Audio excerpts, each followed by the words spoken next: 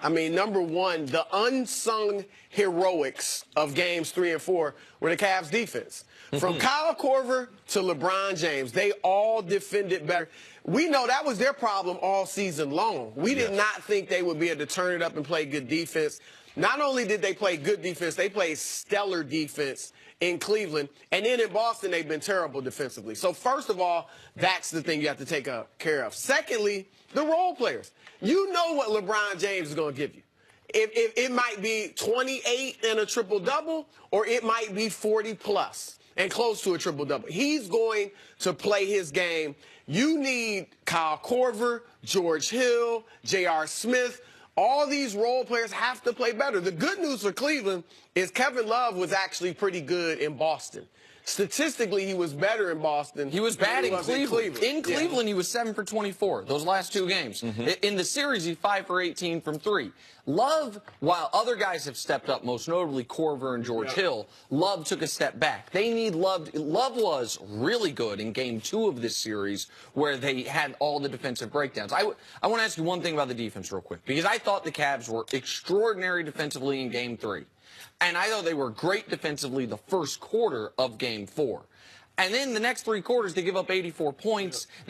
I think that was the one concerning note of what happened in Cleveland to me is they seem to fall back into some of those bad defensive habits, allowed Jason Tatum to get going a little bit, allowed Jaylen Brown to get going a little bit. They need to bring the defensive intensity from the entirety of Game 3 to the entirety of Game 5. The challenge for them is that they're not that athletic. And Boston is way more athletic. And yeah, so how long can they sustain a good defensive run? To your point, maybe it was 5 quarters, and then they fell apart defensively, so they're going to have to play well. Boston is far more athletic. Jen and I's question is, and earlier discussing this, Brad Stevens, say something. Do something. Say something, I'm giving up on you. It's time for him to come up with either a move, either as far as the lineup. Like, we're giving him all these accolades. Someone on this desk, a guest that we have, says he's the best coach in the NBA. It's time to say something and make an adjustment. Like, what is he going to do in a crucial game number 5?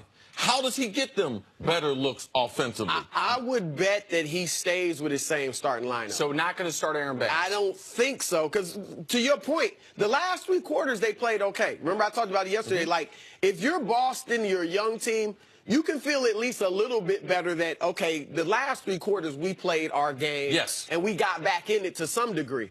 So I don't think he'll change, and especially with them going home, where they have been better. You don't like the opposites, the way they played rolling home, but he understands it. So I think they'll stay pat. I think that whatever Brad Stevens' adjustment is, what he has to be trying to achieve is, I would say, 2 primary things. 1, getting Al Horford involved offensively, and 2, giving Terry Rozier help defensively. Because if the Cavs keep hunting Terry Rozier down, then all of a sudden, if he becomes unplayable, and I thought he was unplayably bad for parts of Game 4, even though he ended up statistically with a decent line.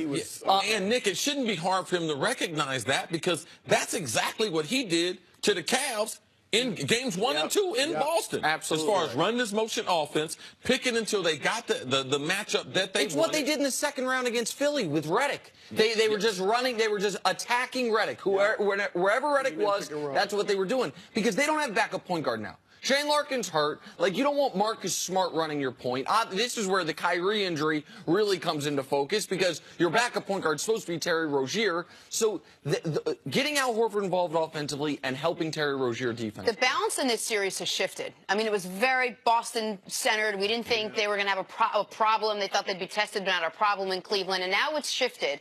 Who's got more pressure on them heading into this game? Well, for one game, it's clearly on Boston tonight, because if they lose, it's over. We know they're going back to Cleveland, and the series is over. So just for this game, it would be on Boston. If Cleveland loses, obviously they go home, probably win, and then you got the best player in the world, Game 7.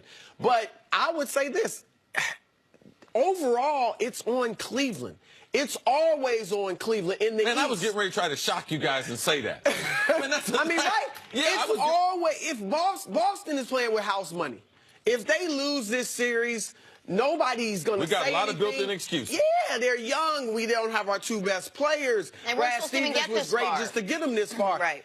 if you're Cleveland, if you're LeBron, how'd you lose in the Eastern Conference Finals to a team with no stars, a team that was banged up? You know, so the pressure is on Cleveland overall. So there's no question. To me, I'm going to pick three different groups and why I believe the pressure is on Cleveland. For one, it's on Cleveland's role players. Anytime they make a skit with you at Saturday Night Live, man, you got pressure. LeBron and them, the others, like, it's real pressure. The head coach, no one give him credit, man. It's been a tough year for him. Man, he's had it very tough. Right now, it's a stalemate as far as coaching. Brad Stevens took the lead with what he did to him, executing offensively. But Ty Lue, what he did with Tristan Thompson, putting him in the lineup, Larry Nance Jr., that's about even. Yep. But, man, this will not change. We saw Kevin Durant get the ball, dribble the length of the court, give it up to Clay. Steph not touch the ball, and no one say nothing about them not getting it done. But LeBron James, you let that happen to him tomorrow. No question. So what supersedes all them other things, the role players are under more pressure.